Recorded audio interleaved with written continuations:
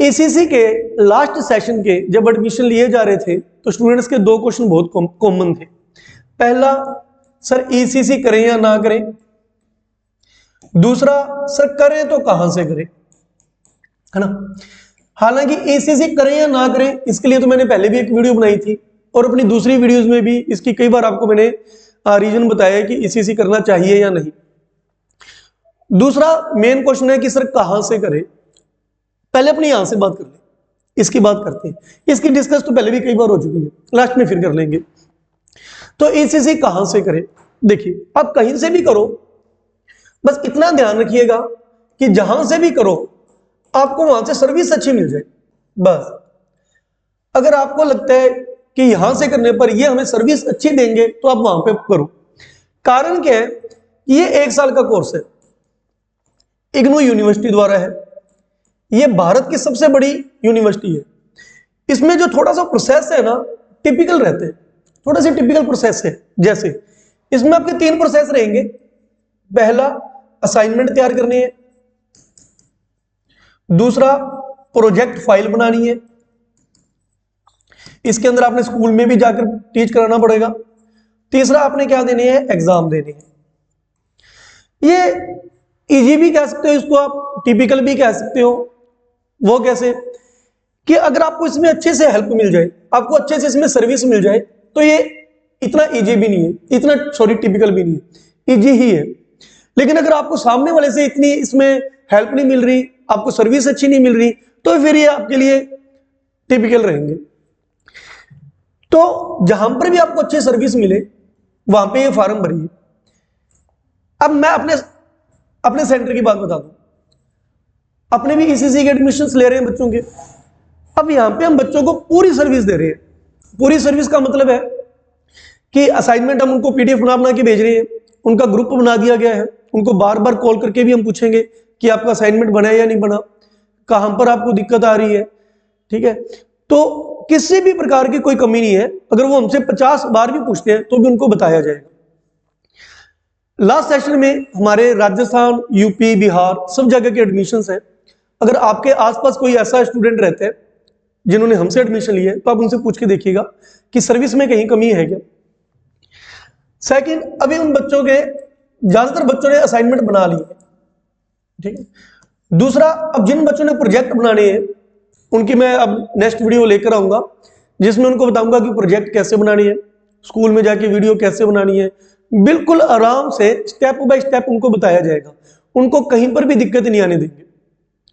वो हम मेरे से पूछ सकते हैं, हमारा जो यहाँ पे स्टाफ रखा हुआ है उनसे जितनी मर्जी बार पूछे, उनको कहीं पर भी प्रॉब्लम नहीं आएगी। बुक्स उनको पहुंचाई जा रही है, बुक्स स्टूडेंट्स ले के जा रहे हैं यहाँ से। नेक्स्ट जब उनका एग्जाम होगा, एग्जाम के टाइम पर भी हमारी फुली सर्विस उनको मिलेगी। ये तो मैंने अपने सेंटर का बताया। मैं ये नहीं कह रहा कि आप हमारे पास ही फॉर्म भरो, मैंने तो अपनी सर्विस के बारे में बताया। आपके और किसी भी जगह पर आप फॉर्म भरना चाहते हो तो आप वहां की सर्विस का पता करा लो कि वहां पे आपको अच्छी सर्विस मिलती है कि नहीं मिलती। नेक्स्ट बात कि सर मैं तो जयपुर से हूं, हम अलवर से हैं, हम यूपी से हैं, हम बिहार से हैं, आपके पास हमें आना पड़ेगा कि नहीं आना पड़ेगा, क्या इतनी दूर हमें आना पड़ेगा। तो मैं आपको बता दूं, आपको हमारे पास आने की बिल्कुल भी जरूरत नहीं है। आपके जो डॉक्यूमेंट्स है वो आप हमें व्हाट्सअप कर सकते हो, ठीक है। आप हमें व्हाट्सअप डॉक्यूमेंट कर दीजिए, हम आपका फॉर्म भर देंगे, आपको व्हाट्सएप पे भेज देंगे, आपका ग्रुप बना दिया जाएगा। आपका जो एग्जाम होगा आपके आसपास के एरिया में आपका एग्जाम हो जाएगा। आपका जो स्टडी सेंटर है आपके आसपास के एरिया में ही हम फिल कर देंगे। आपने वहीं पे ही अपने असाइनमेंट जमा कराने हैं, वहीं पर ही आपने एग्जाम देने, हमारे पास आपने नहीं आना। सर इस बार जो एडमिशन चल रही है उसकी लास्ट डेट क्या है? उसकी लास्ट डेट वैसे 31 जनवरी है। 31 जनवरी तक ये फॉर्म भरे जाएंगे, लेकिन लास्ट डेट का वेट नहीं करना चाहिए। लास्ट डेट पर आकर साइट्स काफी बिजी हो जाती हैं और इस बार तो स्टूडेंट्स की अपार आईडी भी मांगी जा रही है। तो अपार आईडी आपको पता होगी, जिसे हम ABC आईडी भी कहते हैं। ABC आईडी, जो स्टूडेंट यूनिवर्सिटी वगैरह के फॉर्म भर रहे हैं उनकी तो ABC आईडी बन गई होगी। जिन्होंने अभी कोई फॉर्म नहीं भरा तो उनकी ABC आईडी हमें बनानी पड़ रही है, ठीक है। तो ये ABC आईडी बनने के बाद ही आपका फॉर्म भरा जाएगा। कई बार इस आईडी के अंदर भी हमें दिक्कत आ जाती है, कई बार 10th की मार्कशीट और आपके आधार कार्ड का डेटा कई बार मैच नहीं करता, इसलिए इस आईडी के अंदर काफी दिक्कत आती है। तो इसलिए 31 जनवरी का वेट मत करिए, उससे पहले ही फार्म भर दीजिए। आपको जैसे मैंने बताया कि जहां भी फार्म भरो वहां पे आपको सर्विस अच्छी मिलनी चाहिए। कारण क्या है कि ये आपका 1 साल का डिप्लोमा है, तो आपको सामने वाले से 1 साल तक सर्विस चाहिए, 1 साल तक आपको उसकी हेल्प चाहिए।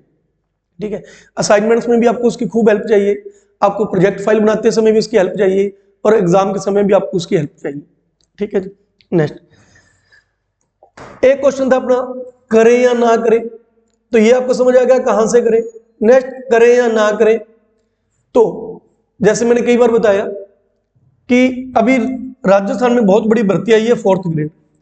इसके बाद अगर मानना जा रहा है अगर बहुत बड़ी भर्ती आएगी तो वो किसकी आएगी, ईसीसी की आएगी, यानी बाल वाटिका स्कूलों की ही आएगी। क्या सर ये कुछ बच्चों के तो मन में ये भी रहता है कि सर ये बहुत लो कास्ट की भर्ती है क्या? अरे नहीं, लो कास्ट की भर्ती नहीं है, ये भी एक तरीके के आप टीचर ही बनने जा रहे हो। यानी आपको मैं बताऊं, पहली से 5वीं तक अगर आपने टीचर बनना है तो आपको बीएसटीसी का डिप्लोमा करना होता है। 6ठी से 12वीं तक आपने टीचर बनना है तो आपको बीएड का डिप्लोमा, बीएड की डिग्री करनी पड़ती है। ऐसे ही अब पहली से भी छोटे बच्चों को पढ़ाने के लिए, प्री नर्सरी के बच्चों को पढ़ाने के लिए आपने टीचर बनना है तो आपको ये डिप्लोमा करना पड़ेगा। आप ये डिप्लोमा करके आप इस लाइन में जा सकते हो, फिर प्रमोशन करके आप आगे बढ़ सकते हो, फिर प्रमोशन लेकर आप आगे जा सकते हो। आप टीचर ही बन रहे हो, कोई ये नहीं है कि आपको इसके अंदर आपको प्यून बनाया जाएगा। क्योंकि मेरे से 1-2 दिन पहले कईयों ने पूछा भी था कि सर ये बिल्कुल लो कास्ट की, लो लेवल की भर्ती है क्या? अरे ये लो लेवल की भर्ती नहीं है, ये भी एक टीचर ही बनोगी। ठीक है, तो ये आपके डाउट्स का, जो आपके बार बार डाउट्स आ रहे थे उसका मैं जवाब लेकर आया था। इसके अलावा भी आपके अगर कोई डाउट्स हो तो आप मेरे से पूछ सकते हो। मेरा कॉन्टैक्ट नंबर है 9694851040।